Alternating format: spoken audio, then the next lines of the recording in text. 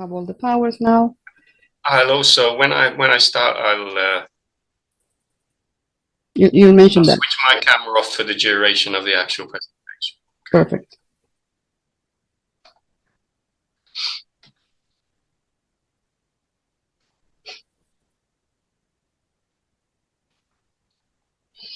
Okay, so hi everybody. Thank you very much for choosing to spend part of your time with us. I'm only going to say one thing. You can hear me, right? I'm not double checking, but I guess you can hear me okay? Thank you. I saw Alessandra saying fine.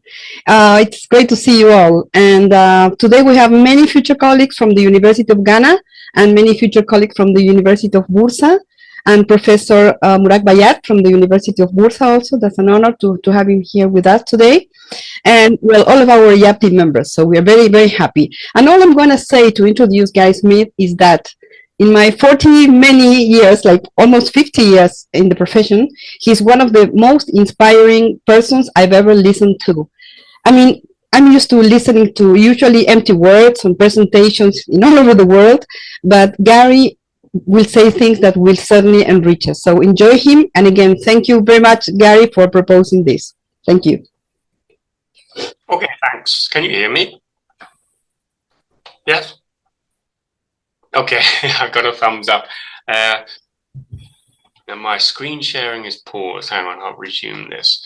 Okay, well, very briefly then, as you can see, this is about translating culture, which is something which I consider still that machines and artificial intelligence doesn't seem to be very capable of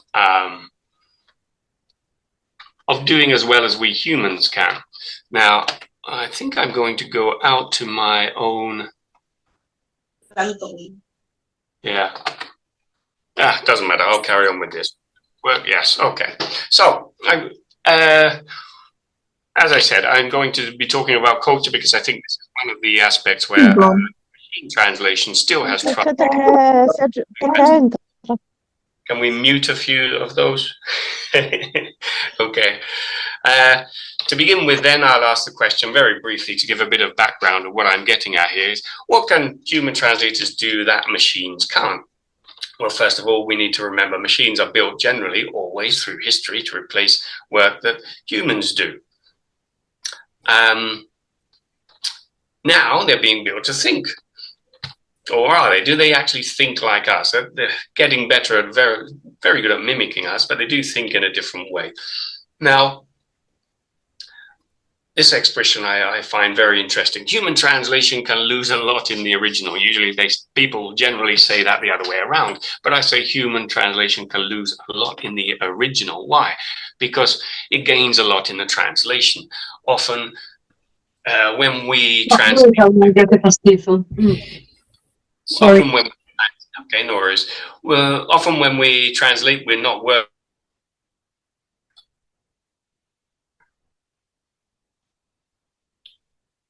I muted everybody because there were some noises. Gary, you need to unmute yourself, please. Wow. Okay. Have I been muted the whole time? No. We are all listening to you now. Okay, right. So I can carry on where I was. Please. Right, so again, human translation can lose a lot in the original because it gains a lot in the translation. In other words, we improve the text. A lot of the time, the people who we translate for are not professional writers, so they're not professional people who work creating text for a living, so they don't necessarily do it well. In fact, a lot of artificial translation based on statistics often sweeps the internet and sweeps up a lot of the text. It mimics humans using text which may be mediocre. They may not have factual information, and they may even be using regurgitated AI-generated text. So humans do more than just translate. They often improve on the original. That's something which we do so that it's suitable for readers. Okay. Humans, what do? We read between the lines. We use context, and context as translators. So human authors and readers, in other words, our clients, their end clients who are going to read the text that they have written, we all use context, context, context. And what is that context? The context could be humor, taboos, politeness or lack of it, gender roles or lack of them, work ethic, religion or lack of it, concepts of justice, family roles, political and legal cultures and systems, manners, proverbs, literary history, and simply idiosyncratic ways of doing and saying things. All of that, of course, is culture. That's what we're talking about here. And it means that human authors and readers, meaning our clients and their end clients, also use different concepts of culture. The human has written the text for humans to read the text. So basically, what I'm trying to get across here is human translators can translate culture, and that I'll be looking at different kinds of culture throughout this presentation to see more practical examples of exactly what I'm talking about here. Okay, so a client says to you, for example, we need this translation before dinner. Well, what is dinner time? Depending on the country you come from, dinner can be very different. I happen to live in Spain, where they have dinner very late. So if a UK client says we need this by dinner time, they may be in bed by the time I'm having dinner. So we need to get that straight out. So even very simple expressions, yes, like good morning. When is morning? Well, to a person from an English-speaking culture, that ends literally at 12 o'clock. And then it's the afternoon. In Spain and Hispanic countries, I believe, morning would go on till about 2 o'clock, which when you have lunch later in Spain. And then after lunch, it's the afternoon. So there is a 2-hour difference there, more or less. Whereas the British are very literal. They say afternoon in the English-speaking world. It's the afternoon, after midday. So if you're talking about 1 o'clock in the afternoon, it's different in Spain. In Spain, they will probably say that's mañana, the morning, and in the UK, they would consider that to be the afternoon. Good evening. What is the evening? Well, if you live perhaps in Ecuador, or some of the people who are watching this, perhaps when the sun goes down at 6 o'clock, it's night. So there's really no such thing as the evening in some countries. And in Spanish, it's quite a difficult concept to translate that idea. In the UK, perhaps between 4 or 5 o'clock until perhaps 7 or 8 o'clock. Very vague. Good night. Everybody knows what good night is. Night is when there's no sunshine. But is it a greeting or a farewell? Because if you say good night in English, you're saying goodbye, I'm going to bed, I'm going home. Whereas if you say good night in Spain, it could mean hello, because they can go to bed very late. So you might say good night at 10 o'clock, but you're just meeting them. So there is the cultural significance of lexis, of vocabulary. When I first came to Spain, for example, I was a vegetarian, not anymore. And I asked, one of the first things, using my small pocket dictionary, I asked for a sandwich vegetal, which I assumed was a vegetable sandwich. But in fact, I was given a sandwich with egg and cheese, tuna, and I thought perhaps this is a false friend. I'd made a mistake, or my dictionary was no good. But in fact, I realized over the years that a sandwich in Spain, a vegetable sandwich in Spain, is simply a sandwich with little or no red meat. So it has a cultural meaning which perhaps a machine wouldn't get, for example, if it hasn't lived in Spain and gone to a Spanish bar like me. Okay, so when I was considering this, I thought of expressions which only a human might understand. And this word is a very particular word used in Spain, poligonero. I'll explain. A polygon is a industrial zone in Spain where there are factories on the outside of a city. But in Spain in particular, there are people who go to these places at the weekend because the land is so cheap that they set up discotheques, bars, restaurants. And so you don't only have industrial buildings. So some people go to these at the weekend. They're very cheap places. And I put this in the Google Images search instead of looking for a direct translation. And this is the image search I came up with. As you can see, I thought these kinds of people exist in all countries. There are young people, they wear certain kinds of clothes, they like a certain kind of culture. Women perhaps wear a lot of makeup. And I thought, well, these people exist in all countries, so there must be a translation. I tried in Google, very simply, polygoner, which doesn't mean anything, so that's wrong. And I thought to myself, who are these kinds of people in the UK? I would call these chavs in the UK. I tried that. Back translation to Spanish, it didn't do anything. So I tried checking out the Wikipedia in Spanish, and it came up with the British version of this, of what the subculture in the UK is. A problem with the Wikipedia is great for learning things, but unfortunately, it's not a direct translation. In other words, the Spanish version, the Spanish article of Wikipedia will be written by a completely different author. If you look up particularly controversial terms like Gibraltar or the Falkland Islands, Las Malvinas in Spanish or English, you'll get very different concepts or definitions of them. So this didn't work either. So I did an images search. You can see they're mostly women here, so there's some gender bias. And I thought of the word choni in Spanish, which is mostly female too. As you can see, they're very similar kinds of people. But I think this is something which a machine would have a greater trouble connecting with. So I got into the idea of national culture. We're going to look at the different kinds of cultures. Now, national culture has what I mean when I say national culture. I'm referring to different countries' cultures, because there are different kinds of cultures, which I'll look at a little later.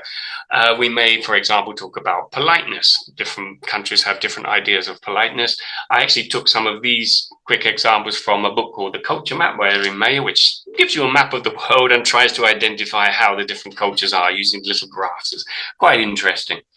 Okay, so as for example, if we have a Japanese mail and a Singaporean email and you try to translate it directly, in the Japanese email, as we can see, is very formal, very flowery, long-winded, doesn't go straight to the point, whereas the Singaporean email likes to get straight to the point. So if a machine, for example, translated the Japanese email, the Singaporean would think they're perhaps being very evasive, not getting to the point, giving lots of irrelevant information, whereas the Japanese, if you translated the Singaporean email, would perhaps think they're being very blunt and unfriendly. And that's cultural aspects which humans can take into account. We wouldn't just translate this email, we would convert it so that it makes more sense in the target culture. Other things related to politeness when you're doing your emails, is the culture friendly at first or serious at first? Well, think about your own culture. Do you get very friendly at first or not? Smiling a lot? This is what is known as peach or coconut culture. Is it soft on the outside, hard on the inside, or vice versa? How do you go about it? Should you go being very friendly at first or not? We also have the idea of job-based or relationship-based trust. There are professional relationships which are based on people you might want to go out to have a coffee or have a drink with your work partners, which happens from Japan to the UK, or relationship-based trust. That's relationship-based trust, where you get to know the people before you can really trust them even at work. Whereas the Anglo-Saxon cultures are very much job-based. You can even go to a congress and they go back to the hotel and you think they're being very unfriendly because they are simply thinking about the job, nothing more. People from Anglo-Saxon country like myself, when I first came to Spain, they find this difficult to get the hang of. In fact, they think of it as nepotism. If you think of big Spanish companies like Inditex, with Amancio Ortega, he's one of the richest people in the world, and one of the top 10 richest people in the world. His daughter is now the president of the company. The same with Santander Bank. The president of Santander Bank is the daughter of the previous president. This to people from an Anglo-Saxon culture sounds like nepotism, but as a Spanish friend pointed out to me, what happens when you have a big problem? Let's say your project goes wrong. It's nice to be able to take the person away, maybe have a coffee with them, a chat with them online if necessary, and you can sort the problem out. So I just like to make the point that one of them is not better than the other, but there are different ways of doing things. And if we can spot the advantages and disadvantages of each, then we'll be doing better. Something which I think we as translators who have lived or had a lot of experience with other cultures can understand. Another thing related to national cultures is hierarchy. What do I mean by that? Do you go through the boss first when you're sending your email, asking about comments on your translation, who takes decisions? Is it the big boss, or can anybody take the decision? And are these decisions consensual? Do we have to ask everybody? Or does the boss take the big decision? Are these cultures expressive, really perhaps exaggerating a little? Are they confrontational, which is not necessarily the same? Meaning, can you disagree with the boss, or is that very rude? Well, I find the way to get around this with all cultures, if you're coming to a new culture, is ask, who should I go through? Is it okay if I disagree with this person? Ask them. One thing to take into account with this, which I find quite interesting, here we have examples of confrontational cultures. Confrontational meaning they can disagree with you. It's not a big problem if they disagree with the boss. You can quite easily give them comments and say, this isn't good, perhaps we should do it another way. Whereas other cultures, such as Mexico, for example, are not confrontational. You don't really disagree with the boss. You have to be very careful about this. And I found this interesting because it doesn't correlate with expressive cultures. For example, in Spain or Italy or France, they can be confrontational, disagree with you, and be very expressive about it, which can be quite frightening perhaps for people from China and Japan who aren't so expressive and they don't like disagreeing. But it doesn't necessarily correlate. Just because somebody's being very expressive doesn't mean they're agreeing with you. So what do we do then when we need to complain or advise our clients dealing with these different cultural varieties? Well, in the UK, for example, a typical expression when you ask somebody their opinion is, it's not bad. But in the UK, that can actually mean it's not good and we need to talk about it. But they don't want to hurt your feelings, so they say it's not bad, which to other cultures might seem very evasive. So we could say it's not bad, but it could be improved. The problem with using the word but is we know that something negative comes immediately after the word but. So try to use the word and. Okay, not be negative and use the word and, not but. So it's good and it could be improved by changing all of the words, for example. Don't be negative. In Anglo-Saxon cultures, they use things called the sandwich techniques, where you sandwich a good piece of news between two pieces of bad news. They give more praise than complaints to make sure to soften the bad news.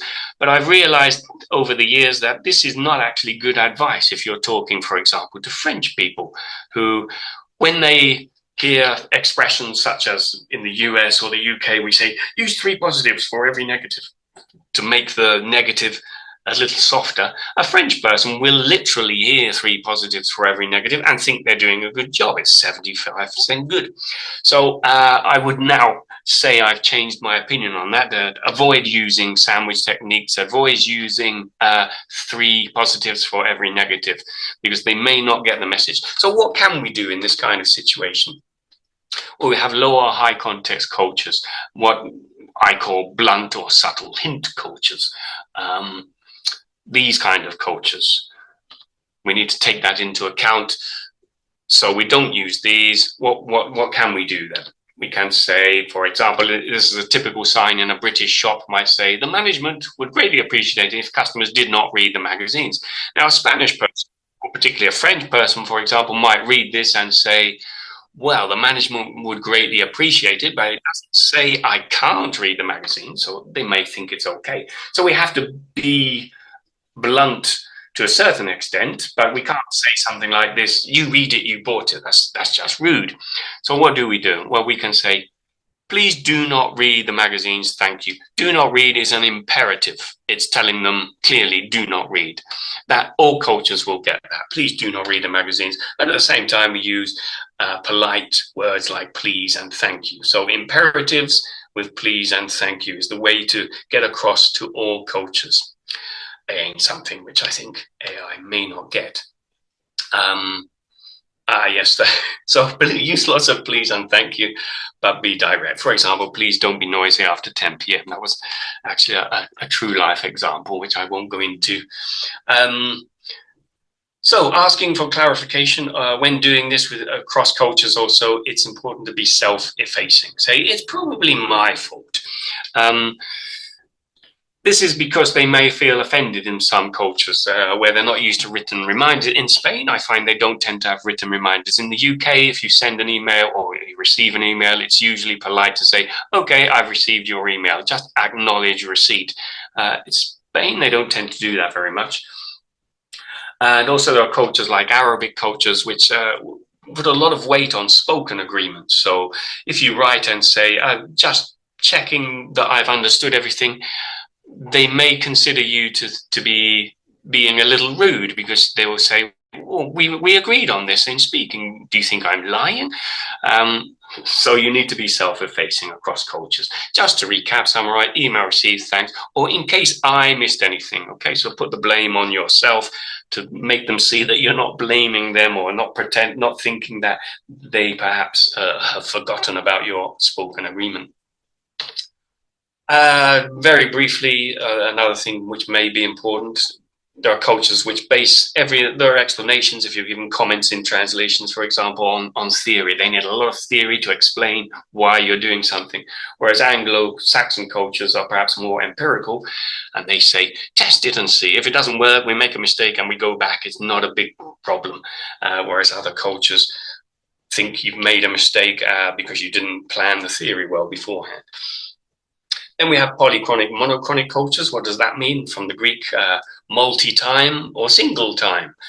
Cultures like to multitask or do different things, go back and do the other thing that they had already started on. Monochronic cultures, on the other hand, like to do one thing at a time, finish it, going on to the next one, such as Germany or the UK. Now, this can affect things like interrupting. If you ever watch Spanish TVs and you've come from the UK, you see people arguing and interrupting each other, they're shouting over each other. It seems very rude, but it's not that it's not rude in Spain, but it's more acceptable to interrupt if you think you've got something very important to say, but you would never do that in the UK, where it is indeed rude.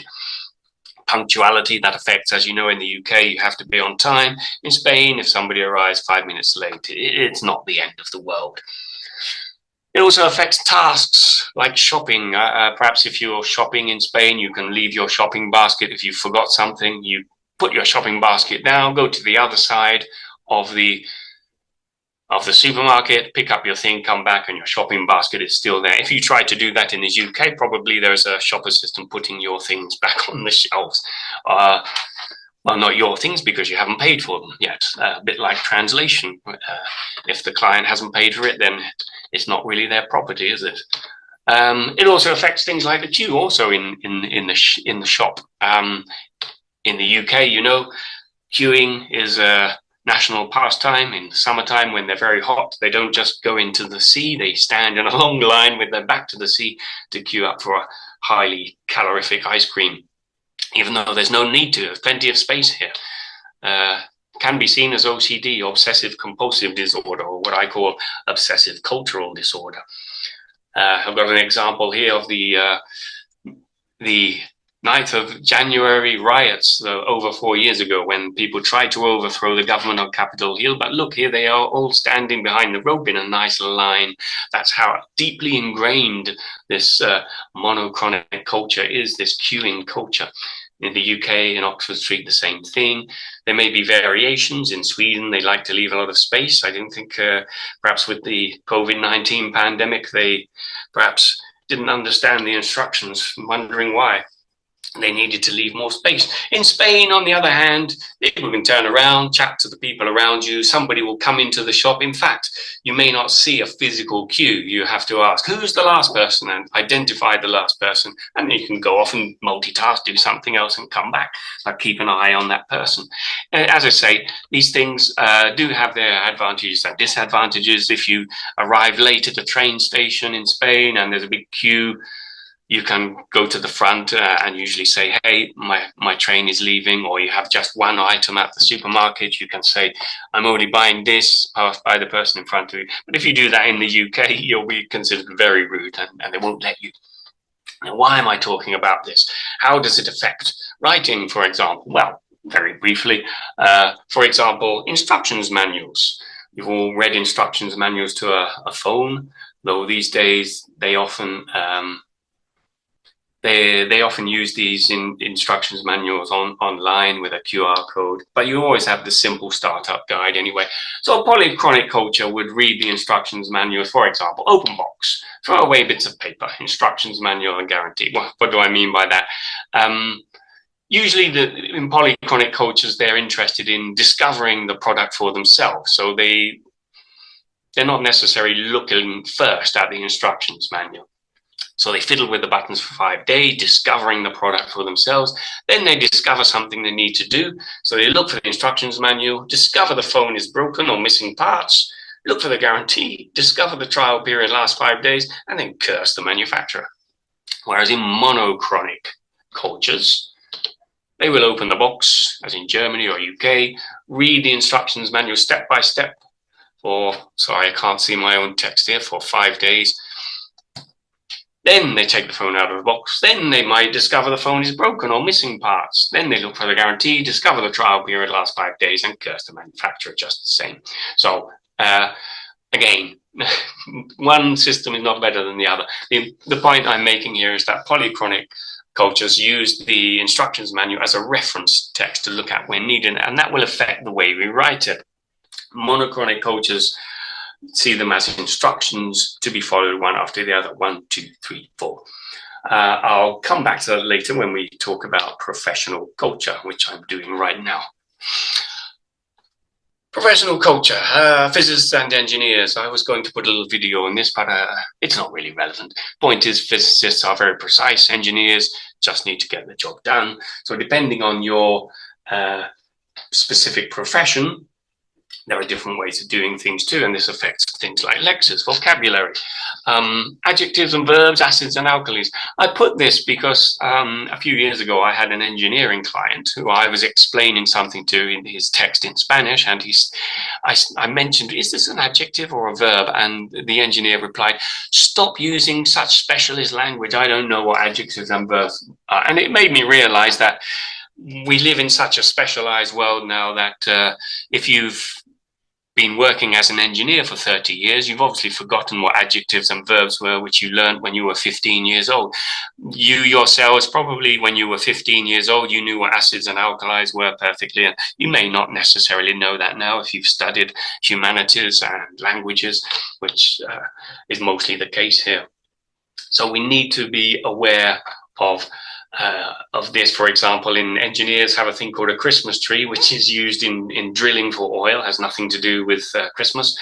What I'm talking about here is the curse of knowledge. Yes, we must remember that when we're working with different professions, different fields, they don't necessarily have our level of expertise in this case of linguistics. Same happens with our clients. If they're lawyers or engineers, they may assume something which they know as basic and very obvious to them for the last 30 years, but if you haven't been working in their field for 30 years, you're obviously not going to know it.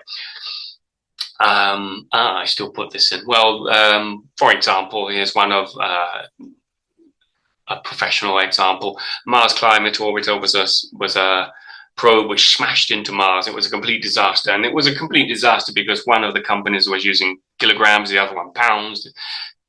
Kilometers, one company, miles, the other. And this can affect numbers. Remember, numbers in different cultures also change. And we often hear this from clients, whether it's, as I say, legal people, public service. This is how we talk in our profession, and they think it has to be this way. But of course, you as a professional translator know that the target audience may need it to be said in a different way. This is how we talk in our profession then, or as public officials and lawyers may say, this is the way in which the act of writing is implemented in the contextual framework and paradigm of the sphere in which we exercise our profession. That is the way they talk. That is not the way you should be talking to the general public, as we'll see in a moment. I'm not sure if you can see the whole screen here. I've got this on the bottom. Okay. Yes, to be or not to be equals MC squared. Those are classic examples of geniuses who are capable of writing very simply so that everybody can understand. These 5 symbols of Einstein, for example, I think it took about 2 pages of A4 of calculations to whittle it down to these 5 symbols which relate everything in the universe. Quite impressive. In fact, I think it's attributed to Einstein, the saying that if you can't explain something simply, you probably don't understand it yourself. And very true. Another genius once said, simple writing isn't simple. That was me. A good scientist, good scientific writer is a good writer, I would also say. Whether you're going into a new specialization, whether it's legal, for example, or scientific, the important thing is to be a good writer. The rest you can learn. And talking about scientific writing, I found it very interesting during the pandemic, the COVID-19 pandemic, the way that different governments, medical bodies, gave the message across to the general public, because it was quite a complex idea. Viruses and the medicine, vaccines, or even vaccine denial, and so on. And so the idea of getting the message across simply to all kinds of populations was very important. We must remember, in the supposedly developed world like the UK and the US, you find the average level of literacy is that of a 13-year-old. So those are adults. And then, of course, we have migrants who perhaps don't speak the local language. So we need to get this message across very simply. It's a very important message to a lot of people, and use it in simple, plain language. So I started looking and seeing how the messages were getting across in Spain and the UK. The one on the left is an example of, it's what known as the Spanish official gazette. It's actually a legal instrument, which is why it's so long-winded, as you can see. But I was looking for information, and this is what I came across, which isn't very useful if you're a child or a migrant, or perhaps a very old person. You may have trouble understanding what they're talking about there. But as I say, the intention there is really, it's simply saying the new law, and that's why it's written in legalese. Now, the gov.uk site, which I'll mention again in a moment, I should say, you can see it's very clear. You see what you need, you click on that, and you go through to the next section, which is good for the general public. I should say this isn't done out of the goodness of the British civil servant's heart. It's because about 20 or so years ago, they changed the law so that it's now very legal. They can be punished for giving messages which are not clear, both in legal terms or government messages. If they're not clear, they can be fined. So they had to change it, and they did a very good job of revamping their website, which I'll mention again also a bit later. So I looked for information. In Spain, the health services are regional. I live in the Valencia region, and gradually they tried to simplify their message, and this is what they came up with in Spanish. This is a literal translation, the English version. People who live alone, I myself live alone, so I was looking for information. What should I do as a person who lives alone? And this is what it said. People who live alone, who may be part of another sole unit of cohabitation, forming an extended unit of cohabitation. That's me, apparently. Each unit of extended cohabitation may only include one single person who lives alone, and the person who lives alone may only be part exclusively of an extended unit of cohabitation throughout the period in which the measure is in force. Okay, now, do I really understand what's happened there? I actually tried this with machine translation. I shoved it through artificial intelligence, and this is what it came up with. This is actually better than my literal translation and better than the original text, so it is an improvement. People who live alone can be part of only one extended household unit. Each extended household unit can include only one person who lives alone. The person living alone can be part of only one extended household unit for the entire duration of the measure. Even so, it can be improved. So I decided to write my own version.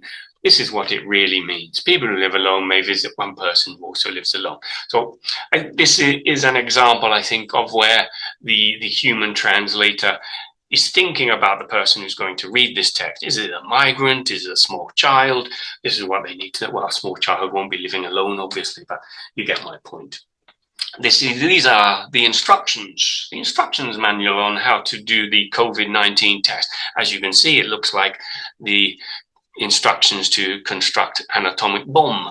So I created my own ones. As you can see, a human can do this much more easily using simple terminology, which they didn't use in the original text. Thinking about the end human user. So with professional coaches, you probably come across in your own fields of government speak, legalese, academia, public sector. Sometimes when they're talking to the general public, they make the mistake of using bureaucratic, formal, or convoluted language. One thing we need to get across to our clients is that simple, direct language is not necessarily informal and polite. They need to know this. In fact, more words, often leads to less comprehension. And superfluous words can even lead to confusion, because they may consider those superfluous words to actually mean something if they don't have a high level of literacy, and change the meaning. This happens in all languages. Here we have a few examples in English, but I'm sure in all of your native languages you can think of examples similar to these, which are just unnecessary, superfluous words which may be taken to mean something else. Content Design is a book by Sarah Richards. I mentioned the gov.uk site, which she was in charge of revamping that site. So she was the one who changed the British government's way of talking to the general public, making it simpler. So some good advice in that book, I find, if you're interested. And also the European Commission, you may very well know this text, which is freely available, How to Write Clearly. These are things which, particularly the last one from the European Commission, you may want to give to your clients for themselves, to show them that you know what you're talking about, and that this really is the way they're supposed to be writing. It's important to have it from people in authority such as these. If not, your client might not believe you. Brief examples. This is one example I had on these old TomToms. I don't know if these GPS devices. Here it says, there are toll roads on your current route. Do you want to avoid toll roads? I was going to a talk I was giving in the university down the road, Alicante, and I was hurried. I was in a hurry, so I clicked to see toll roads, yes or no. So I clicked on no, but in fact it's saying, do you want to avoid the toll roads? So it's a negative question. Really, I want to avoid them. I should say yes. That's a little confusing when you're reading instructions, perhaps emergency instructions, rushed instructions. You may be distracted. And obviously, if it's talking about toll roads, we don't need the statement, there are toll roads. We can just say, do you want toll roads, yes or no? Okay. This is one I saw on Argentine Airlines, but you see it all over the world. I've just seen it last week, in fact. You always see this in English. I find looking in airports is extremely interesting, because there are millions of people going to different gates, crossing around, and they don't necessarily have a high level of literacy, but they all have to understand the message immediately and go where they're going, and it works. But this one I've always found interesting. It says, fasten seatbelt while seated. Well, first of all, the word fasten isn't a very common word in English. Someone with a low level of literacy may think, fast, do something quickly, I don't know. And also, how can you possibly fasten your seatbelt when you're standing? It doesn't make any sense. So there is even superfluous information in this well thought out phrase. I would say fasten seatbelt, or even keep your seatbelt on. Just these little mental exercises I go through, and I think it's worth looking at in every text we're looking at if we're talking to the general public, or not giving specialized texts, okay? Not for specialized public. One way of going about this is looking at these things called controlled natural languages. What are these? These are languages which were invented by industry for big conglomerates like the Airbus, the European Airbus, which has German companies, Spanish companies. It used to have British companies. I don't know if it still has them after Brexit. But these people all have to understand each other, the mechanics, and the way they do this is they've invented grammar rules to make sure that they write and express themselves in very simple terms. This is usually in English in these cases. And these cost a lot of money, and they've taken a lot of research to create them, but I've whittled it down to a few points which I'm going to mention here, which we could all use. So 10 rules for controlled language. Here's one. Don't use the passive. In other languages, that may be the reflexive. Basically because it's confusing to people with a low level of literacy. So we don't say the knob is turned clockwise. We say turn the knob clockwise. Use imperatives. Use short sentences, preferably under 25 words. One idea per sentence, perhaps in using bullet points. And all in a logical order. What do I mean by that? Well, let's take an example. chronological order. Before switching on the machine, you should always check that there is nothing obstructing the paper exit and ensure the protective covering has been removed. Now that's a correct sentence grammatically, but it doesn't follow any of these rules. It's not a short sentence. It's not one idea per sentence. There are several. It's not in a logical order, chronological order. What do I mean by that? Well, it says before switching on the machine. Now, if an operator is very rushed or it's an emergency situation, they may switch on the machine and do that immediately and carry on. So we need to make sure that doesn't happen. So following these little rules, 2, 3, and 4, we would say, check. Nothing is obstructing the paper exit. Person can do this and then go back to the text, and the next point, you have removed the protective covering. Now switch on the machine. Again, imperative. Avoid synonyms. I'm going to go into a little more detail about this. Synonyms can be very confusing for people with a low level of literacy, again, or migrant population. Take machine out of box, remove protective wrapping, and take off plastic tabs. Again, it's technically, the sentence is grammatically okay, but we need to be using the same word for the same action. So we would say remove, remove, remove. And that way the reader will not get confused and think perhaps we're talking about 3 different things here. No, we're talking about the same thing. So avoid synonyms because they may have a specific meaning in a certain scientific field. Also, agreeableness as a psychological trait. If we're in the field of psychology, we can't say pleasantness as a psychological feature because agreeableness and trait are specific things in that field. We can't change them. This isn't poetry, it's science, and they have specific meanings. Because sometimes they aren't even synonyms. Generally speaking, particularly in Spain, people will say, how's the climate today? And I live in Valencia, I say, well, Mediterranean, as always. Although these days the climate is changing, it's doing so relatively gradually, not every day. So we should be talking about the weather there, obviously. Because excess can confuse. For example, furnish the payment. What does furnish mean? Some people won't know what that means. Or they can be ambiguous. Developed a plan. What does that mean? Did they carry it out? Did they design it? In fact, this happened to me once. They say, next year we'll develop it. There's obviously 2 different meanings of the word develop there. So we avoid nominalization and change to verbs also. We planned. No need to say we developed a plan. If we're talking about planning, use the verb. We planned. Avoid nominalization, change to verb again, pay. Avoid synonyms also that aren't synonyms in a specific profession. As I've just said, with psychology, precision is not the same as accuracy, for example. And because every word should have a specific separate meaning in technical, scientific, or legal text. And if there isn't, then you or the author should decide on one. Okay. This is an example I took from one of my clients. We were talking about earthquake regions, seismic regions in the Valencia region. And this author was changing these as if they were complete synonyms, which generally speaking, in general language, they are region, territory, land, zone, field of study. And so I said to this author, we need to decide when we're talking about geography, we'll call it a region. When we're talking about politics for Valencia, for example, we'll call it a territory. And therefore we used one word for each specific meaning within this specific text. If not, then you can end up with things like this. The area of Valencia is in the low seismic area as shown in the low area of the graph, so its industrial areas are an interesting area for the study, which is obviously very confusing, particularly if we start replacing them, the areas in such an area. So what I did was I said, we have to use a specific word for specific meanings within this context, within this text. A specific distinct word should be used for each specific distinct meaning there.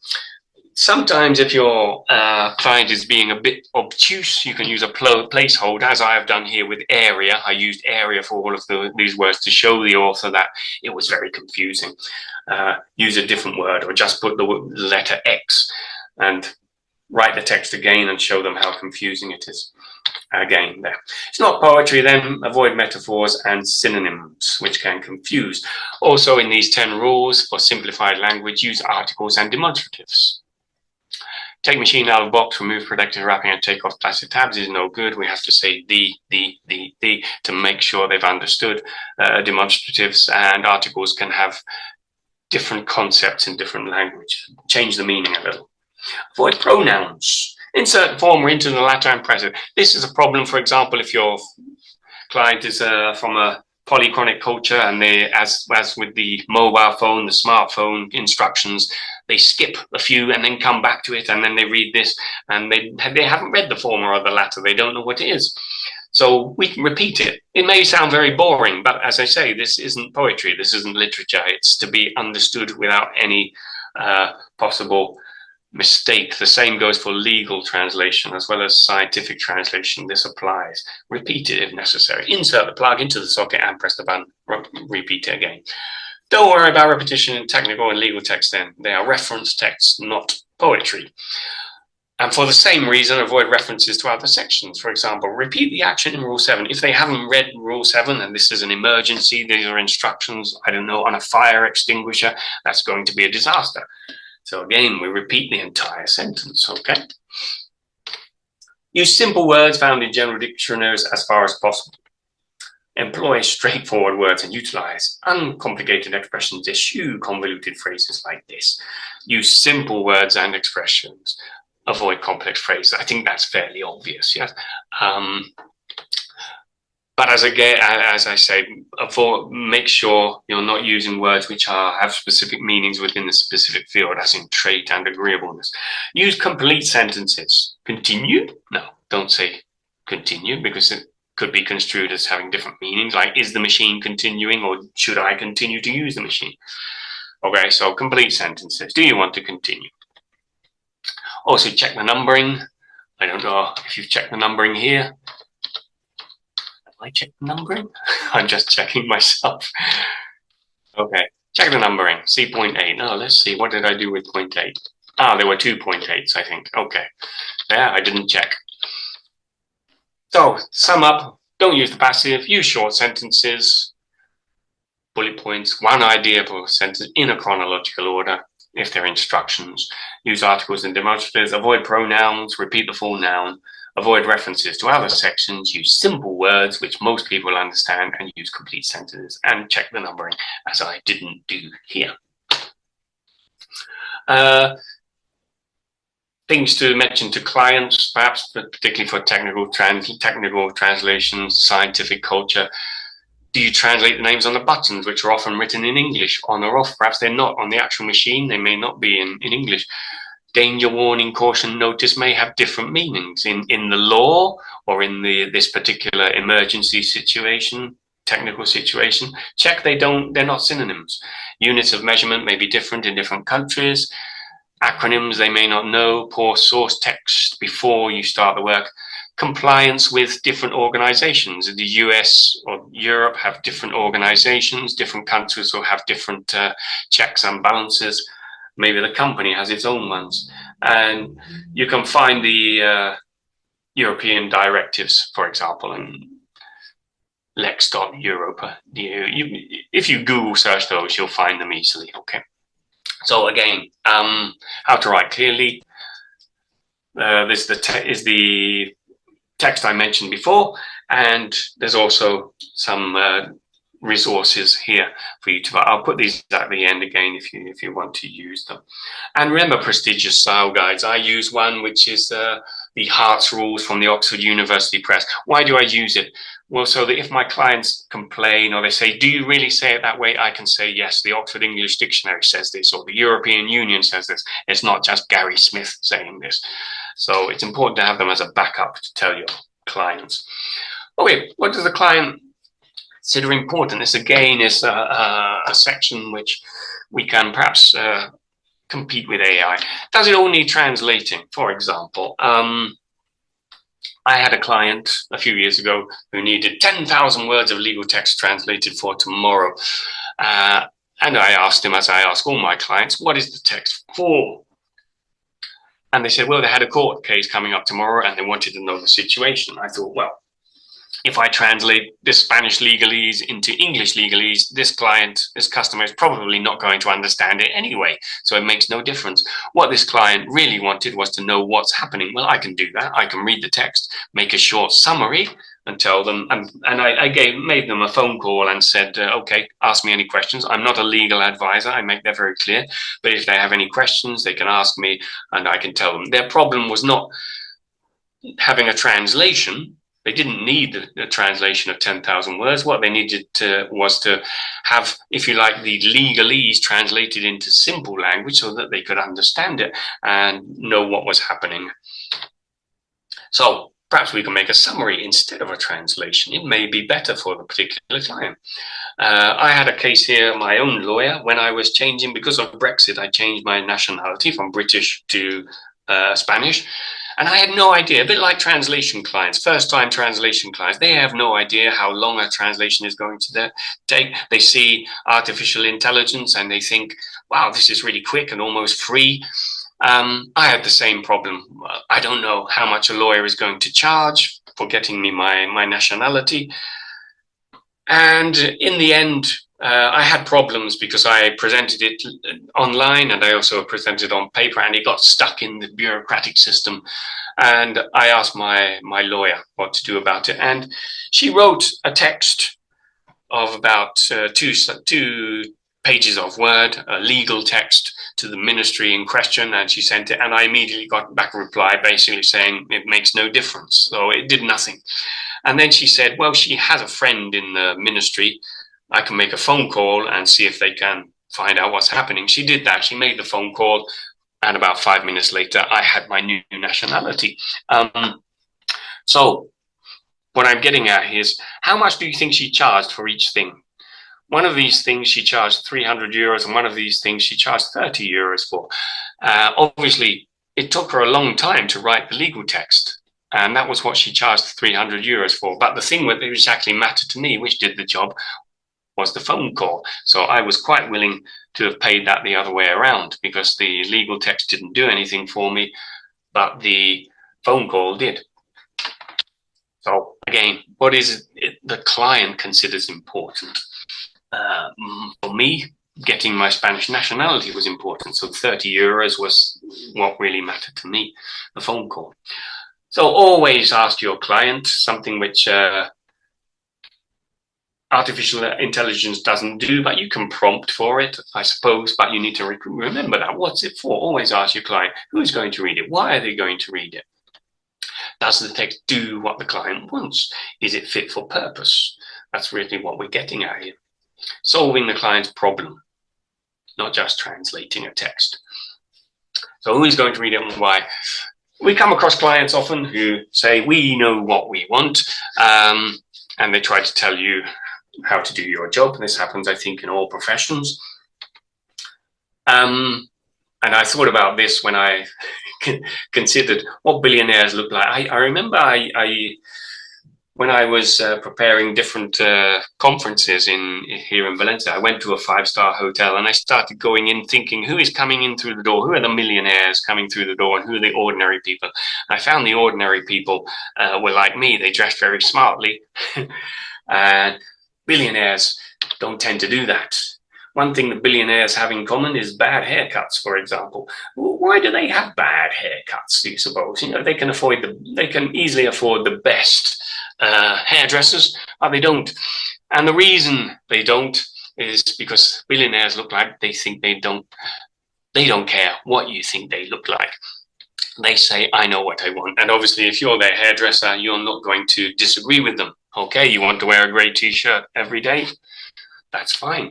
And so the result is not good for these people. They don't have very good haircuts or clothes, precisely because the people who should be telling them, the fashion experts, the hairdressers, don't disagree with them. They say the customer is always right. Well, it's not true. The customer has the right, but is not always right. We should listen to the professionals, and our clients should be listening to us, the professional translators, when they say we know what we want. Don't be afraid to say no. Imagine going to a doctor and saying, I've got maybe a wedding this weekend. I want to take some alcohol. Can I stop taking these pills? And what would happen? What would happen if one doctor says to you, yes, take whatever pills you like, and another doctor says, no, you definitely can't stop taking these pills. That will be dangerous. Which one of them sounds more professional? Obviously, the professional is the one who tells you no. Professionals can say no. Don't be afraid for the same reason to ask questions. No, all professions ask questions. A mechanic will ask you, what Noise is your engine making. The lawyer will ask you if you have any antecedents. The doctor will ask you if you drink, if you smoke. The restaurant will ask you, how would you like your steak? Clothes shops, good clothes shops, particularly tailor-made ones, for example, would ask you, what are these clothes for? Are you going to a wedding? Are you going out in the countryside? Client venting is another thing we can do. If a client is particularly angry about something, let them talk, let them get it out. Don't interrupt until they've ended.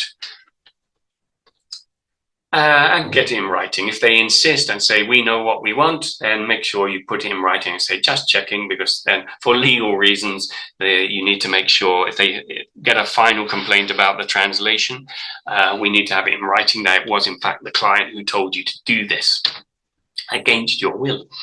And remember spoken agreement culture. Sorry if I'm being too fussy, but for example, it's probably me. Be self-effacing. So remember, professionals can say no to clients. They don't always say what the client wants to hear, something which, again, artificial intelligence doesn't get yet. The customer is not always right, but the customer always has the right to change their text, to change your text, but get it in writing and tell them they may not be right. Okay, looking at online, offline culture also, which is some people consider to be different, but it isn't. I've used this picture because I've seen some pictures of people on LinkedIn, for example, with a glass of wine or their favorite cat, their Christmas sweater. Or imagine going to a job interview with your glass of wine or your cat or your partner in the photo. You wouldn't do this. So treat online culture as you would offline culture is what I would say. There is a human behind the screen. Usually these days it's getting harder to tell, but technically if you're speaking with a human, remember to treat them as you would. This can lead to different situations. Obviously, think of real situations in the supermarket. If your client says, oh, I can't pay for this today, I'll pay for you next week, you wouldn't do that in the supermarket. Yes, the same in any literal situation. Imagine yourself in that situation and you will see that sometimes, particularly with translation and translation clients, some of our situations can become quite ludicrous if you consider it in the light of an ordinary situation. Things you wouldn't do in real life, don't do them online, and you'll find you'll be far more human. As I say, there's usually a human behind the screen. You should know that anyway. And they have culture. Okay, let's finally look at the translator's culture. What do we do with people who don't understand our culture? AI can translate that faster and cheaply. It's something we'll often hear, probably getting bored of hearing that by now. What can we say to that? Well, we could say, please translate this advert for bikinis and vodka for the Saudi Arabian market. Obviously, that wouldn't work. I don't know what AI might do with that. You would perhaps change the prompting for a conservative audience, for example. But the problem with AI is that it just translates. It doesn't improve. It doesn't think about the end human client who needs this. Whereas we can talk to the client and ask them about this. So remember, culture shock, taboos, factual mistakes, text flow, politeness, style, humor, transcreation. If you perhaps, as the example I've just given, would be completely irrelevant for the target audience. So we need to transcreate and warn the client that simply they shouldn't perhaps be doing it at all. All of those things are worth remembering. Machines translate, as I say, humans write. Humans write things like Macbeth. They don't just translate. There's an article about my website. This, for example, remember this, that humans recognize that a different culture needs a different approach. What do you say when the client says, we like this sentence, don't touch it? Well, what would you say in any other situation?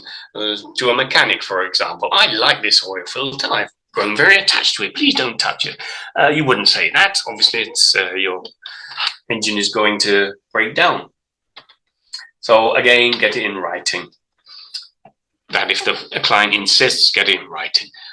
We can translate it ourselves roughly first. You may have heard this before too, or these days they'll put it through AI. We'll do it ourselves and you clean it up a bit. Well, again, put yourself in a real life situation. Do you cut your hair roughly first and then let the hairdresser finish it off and get a discount because you've already started? Obviously not. You try to fix your car roughly first. You take the medicines. No, you don't. And you shouldn't be doing this with translation. Okay. Another way of saying this is proofreading can make poop look nicer, but it's still poop, as they would say in the UK. Equally, machine translation, post editing can do the same. So, to sum up, it's better to write it well in the native language by a professional like yourselves and let the professional translator translate. Another thing I sometimes do in this situation, if I've received a real poop of a text, a really terrible text, and they ask me to just proofread it, I sometimes proofread the first paragraph, for example, and put lots of crossing out, show them all the mistakes, and then I send them the first paragraph and say, seriously, do you want me to continue? Check this out. That's a good example. You can sometimes give them a free example of how bad their text is. Other one, experts. AI can translate this. We don't need expert human translators, they may say. What's the problem with this? Okay, Marcus Aurelius is famous of saying the opinion of 10,000 men is of no value if none of them knows anything about the subject. And this is the problem with translation, which has taken lots of things, lifted up texts, human written texts for the internet. It's not written by experts. There may not be correct factual information. It may just be mediocre writing, which you people are much better at doing. As I also said, the opinion of 30 million voters is of no value if they know nothing about Brexit. So what I'm getting at here is AI is based on text from all over the internet, not experts. So if you're trying to translate a text, produce a text which isn't written by experts, it could be a disaster. The same goes for translation. It needs to be done by experts. AI is based on good and bad texts. Yeah. So no matter how many texts are used to feed the AI, they are not written. If they are not written by experts, it may be a disaster. And you are the human expert. The majority of people are not always right, unfortunately. We don't ask for majority opinions about medicine. You don't ask your friends or people you've seen on YouTube about how they should do your open heart surgery, engineering, on building a bridge. We don't ask everybody, what do you think we should do? I think we should put it here, put it there. Now, we ask experts. We don't take a vote before flying the plane and see who's going to fly. We know who's going to fly. We listen to the experts. The same goes for translation. We listen to opinions from professional doctors, engineers, lawyers, pilots, and translators. Okay, I've already said that. What happens when they say we need it yesterday? Well, we could say, here's my urgent fee. And remind your client, how long did it take to write it? If they used AI, well, perhaps nothing at all. And it may be wrong. And again, as I've said before, does it all need translating? It may be they just need a summary or need to find out what's really happening and what their situation is. What if they say this? Please send your invoice by post to our head office in Ulaanbaatar. Well, we could say, here is my pain in the butt, administration fee. Yes, give them a fee for messing you around. We have a very low budget. What do you say to that? You have a very mistaken budget. Does it all need translating again? Perhaps you could talk about an hourly fee, particularly if it's proofreading. Maybe do 1 hour and see how that works. Break down the fee so they can see how much each is worth. That helps. And then they say, please don't use translation software, whether that's Trados. They may have heard of Trados or WordFast and be suspicious about it. We could say, okay, please send the text on paper by horse and carriage to this address. Not very good. Remind them the uses of things like Trados. It's client terminology, maintaining the client's terminology, the consistency, particularly words, again, as I've said, superfluous words, synonyms, less human error, transposing numbers. It does help for those things. And what if they say, my colleague is good at that language, maybe he can do it. You've probably heard that before. Is he good at maths? Maybe you can do your company accounts too. Well, we can't really say that. Or what we can say is the person native, experienced, professional, qualified? Make sure that is the person who is proofreading your text. Second opinions must be from professionals, as in any profession. Okay.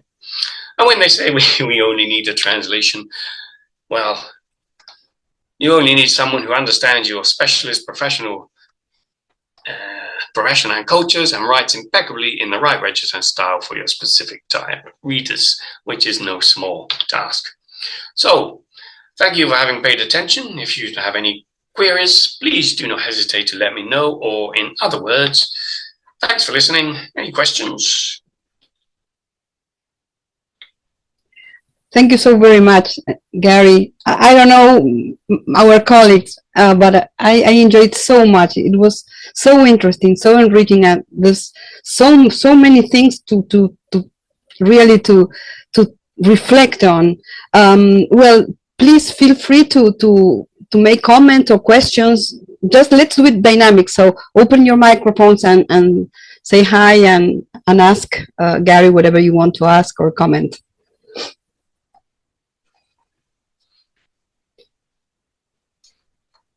Oh, I see there's a lot on the chat. Okay. Oh, everybody. Montreal. Wow.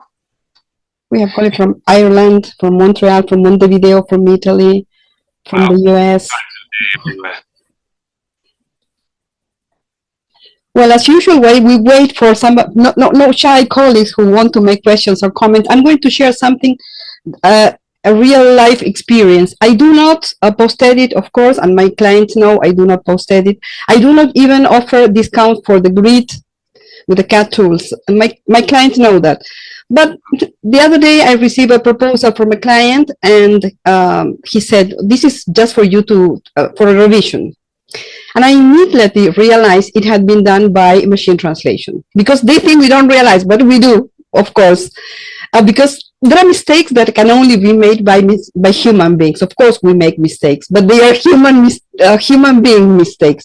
So I immediately said, listen, maybe this was done by artificial intelligence or something like that. How did you realize? Well, for example, it was English into Spanish, and it had to do with medicine.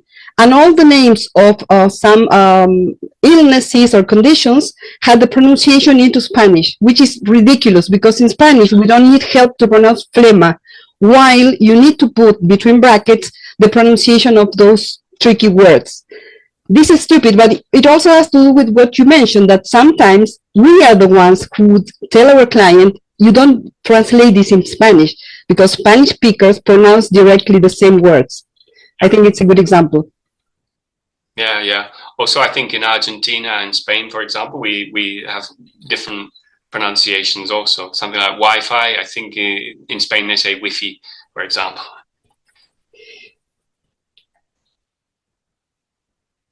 Yes, yes, yes. In this case, well, I'm going to show you here, if you can see my screen.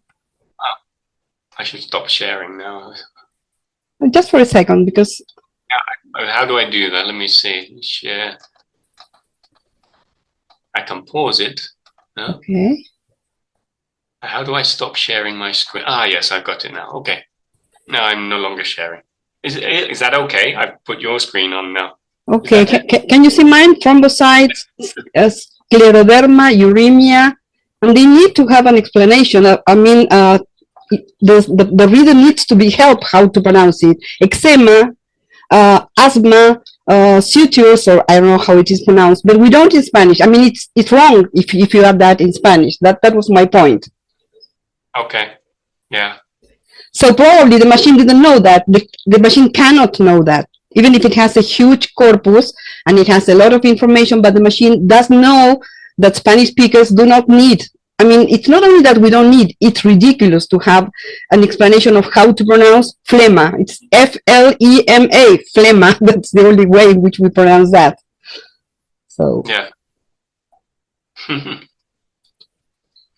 Yeah, it's doing too much, or what it wasn't asked to do. If you want to start sharing again, Gary, please feel free. Let's see, how do I do that? Ah, yes. This one. Okay. Yep. Don't be shy. Come on. I'm sure there are many comments or questions. There are some questions in the chat box, Gary. So yeah, let's look at the chat. Wow, everybody from Fabio. around the world. Fabio Descalzi. Hi, Fabio from Uruguay. Turkey. Hi there. Fine to be here, and thanks for all your very interesting explanations. Very clarifying. You don't always take this into consideration, especially when translation manuals. That can be very tricky because you always think, okay, manuals are just universal, and that's a big fault. Yeah. As I said, also, I think reference texts in general, like legal text, contracts, a lot of that has to be taken into account, which I find they often don't. That particularly not just depending on the culture, it may be like emergency instructions where people are very rushed. It may be they get distracted, as I did with the GPS. So there are different reasons why we need to treat reference texts very differently, and instructions manuals in Spain at least get treated like reference texts. Murat is one of the professors at the Bursa University. He says that think about the fact that MT now makes perfect translation compared to previous years in translating informative text. Do you think it is unlikely for AI to learn almost all concepts related to cultural references in the near future, considering its unbelievable learning pace? Yeah.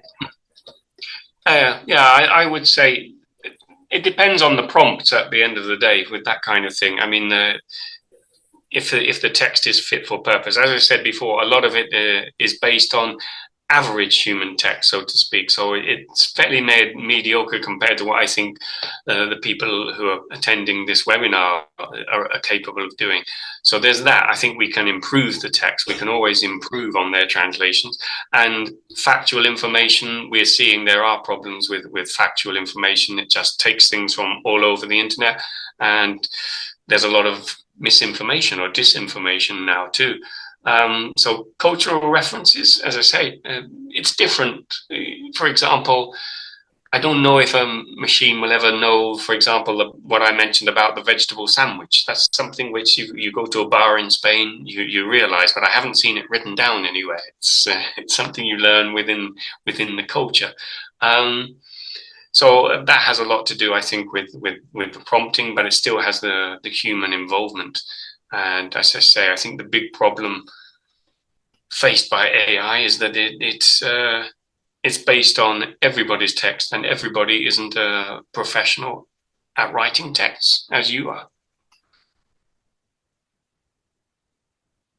A good example in marketing text from English into Spanish that the machine would automatically do it. In marketing text, we usually avoid the exclamation marks because it sounds fishy. But in English, buy it now, purchase it now, try it now. We don't use the exclamation mark in Spanish for some reason.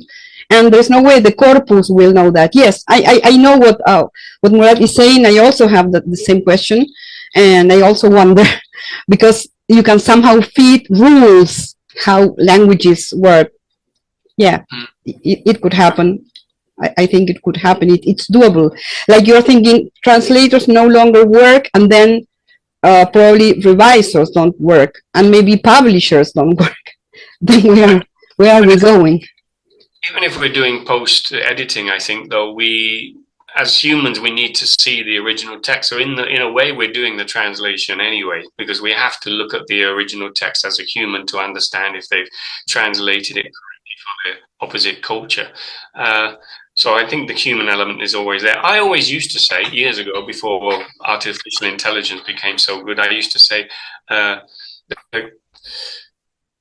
the machines will start to write like humans when they can write Macbeth, when they can create a brilliant text.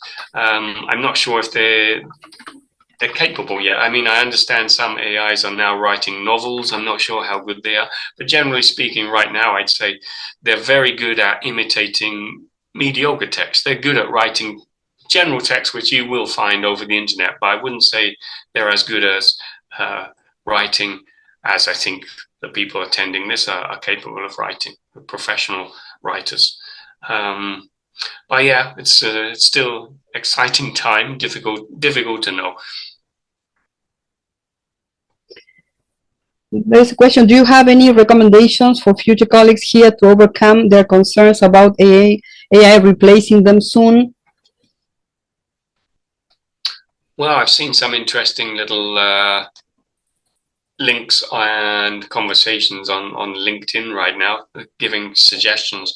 But I would say, is anybody who's starting out, what I would say, the only piece of perhaps encouragement I can give is, since I've been in translation, people have been saying we're going to be replaced by machines for the last 20, 25 years, and it hasn't happened. We're still here. They said that with machine translation, with translation software, and we've always found a way. So I would say, as I've tried to imply with this presentation, I think we're capable of doing things because human culture is in the mix. It's a human who writes the text usually still, and a human who's going to receive the text. So the best person to be in the middle, at least at some point in the middle, there needs to be a human to understand, who has an understanding of both the cultures. That's not everybody as well. Not any human can do this. It has to be people who understand the different cultures, like yourselves, who are able to see if the message is really going to get across. But I do think the human is going to have to be in the middle somewhere, unless the text has been created by a machine in the first place, in which case it's going to do what it does anyway. But I think for factual information, it does mimic mediocre text very well. Gary, what about confidentiality? Would that be one of our strong points? Yeah, I guess so. I mean, I don't really know enough about the legal situation there, but you'd have to ask a legal expert. But it seems to be something like big data. Our information is in there, it's in the mix, but it's not actually being used explicitly. But obviously, there may be cases of plagiarism appearing somewhere. I was wondering about some clients who are very, very careful about the confidentiality. Some of them, I did work for a couple of clients who had to do with the elections in the US, for example. So sometimes the information was embargoed. So I knew that, of course, we as translators by default know that the document is not ours. Ours is the intellectual process. The document is always the client's. But many translators thought they could use online machine translation, and that's illegal, and we can be sued for that. And the thing is that some of our clients are now using online machine translation, and then they don't invest on translators. But that's the paradox. On the one hand, they pay a lot of attention to confidentiality, but they are exposing their information to the cloud. Yeah. That's, I think, one of the things we should be emphasizing, confidentiality. We are accountable. Yeah, very true. I agree. In fact, this is important for you who are about to start in the profession. Most of my clients have renewed the contracts, including a clause where I am not permitted to use machine translation or AI, and I can be sued for that. So it's interesting to say that, which is good for us. On the other hand, I don't know what the trend will be, but to me, it's very encouraging that my clients say, you are not allowed to use AI or machine translation. Wow. Yeah, my clients haven't mentioned it, but I have had clients. I work a lot with academia, and they need to get their papers published. And some of them, they haven't read the style guide, or they haven't thought about the culture or the journal where they're going to be published. So, you know, again, it's me taking into account that. And there have been a couple of cases where I think they've tried using AI and they've come back to me, the article has been rejected. and they wanted me to clean it up, but I haven't. I've said no. I'll do it again from the beginning because that's what has been necessary. Once the mistake has been made, it's too late. So yeah, I think I've had cases there where they've tried using AI, but for this particular situation in translating for particular journals in different countries, they've come back to me. So it should be fair to share that writers' unions are in general being more active than translators and interpreters' unions or associations, because writers all of a sudden realize that their text were feeding AI.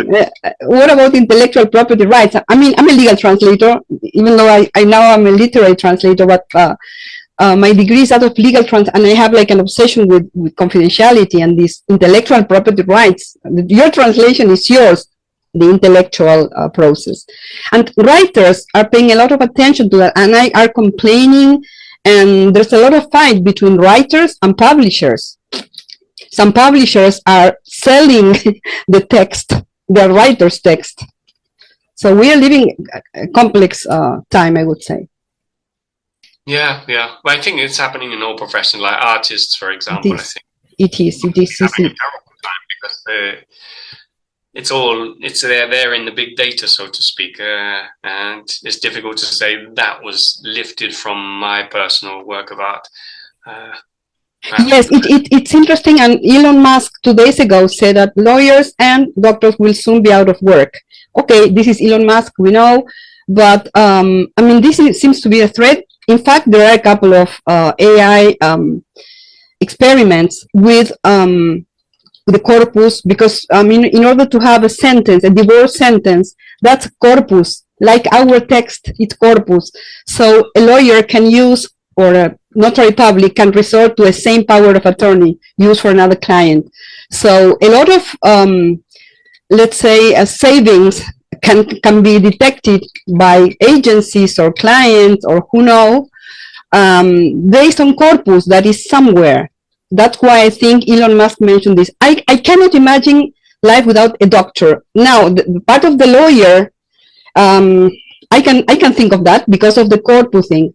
How much money will I get if I get divorced and I have 2 kids and blah, blah, blah. The information, the reply to that is corpus.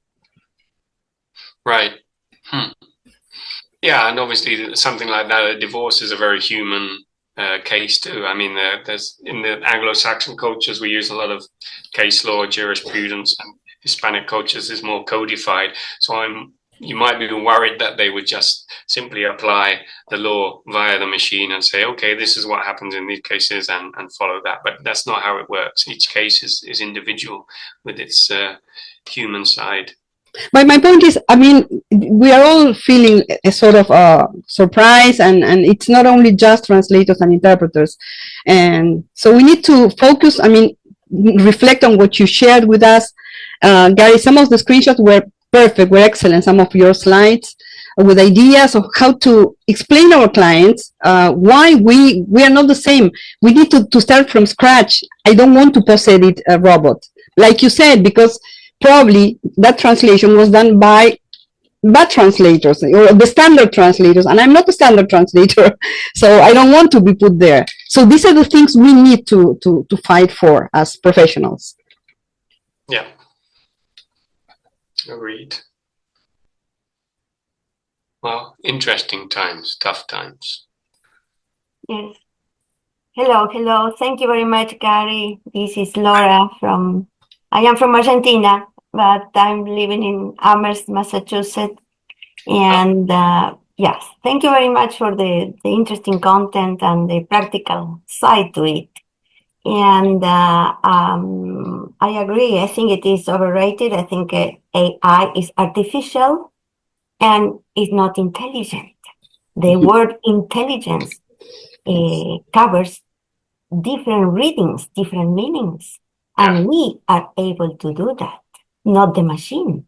So it's high time, I think, for us translators to come perhaps with the statement or something stronger, as you know, as Aurora was saying, the writers they are really active, and we should come with something. Translators intelligence, or some statement that puts our points, bullet points, very clear with the verbs, because the verbs are action. So we should come with something, for our profession. But yeah, we have to. It's a difficult time, challenging, and we have to continue and persevere. But I agree, it should be translators' intelligence. We can say that. Yeah. Not this machine, not the AI, which is all over the top. But We should be promoting HI, not AI. exactly. Well, a lot of things to reflect on. Thank you very much, Laura. Nice meeting you. Laura is going to be our speaker next week. So all of you are invited. Please join us. We are going to be talking about rhetoric. Thank you, Aurora. Yes, I will speak on the 28th, and I hope to see you all, and you will ask me questions. I like the classics, and I will talk about the importance of words, rhetorics, and translation. And it's something I love since a long time ago. I am from Tucumán originally, National University of Tucumán, and I'm very happy to be here. Thank you, Gary. Very practical, and we certainly have to be on with all our antennas. The alert. Yeah, thank you so very much. Well, Gary is proposing if you could please all turn on your camera so that we can take a picture. Turn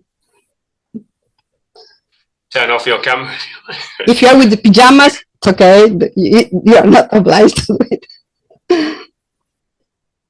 I can't see my screen. What have I done? I've done something wrong. Oh, there we are. Okay.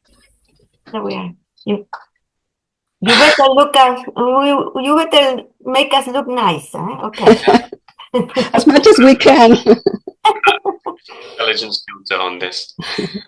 Well, we have many future colleagues. We need to continue reflecting among ourselves, because these are things not to be talked in public, because we are defending our profession. So whatever this I mentioned in the Bursa conference, I mean, our interest, it's not that they are bad and we are good or the other way around, but our interests are totally different. We need to see how we can continue working as translators and interpreters. And that's simple. Yeah, yes. Okay, can you say hi? Hi. That's one. And then we have another page.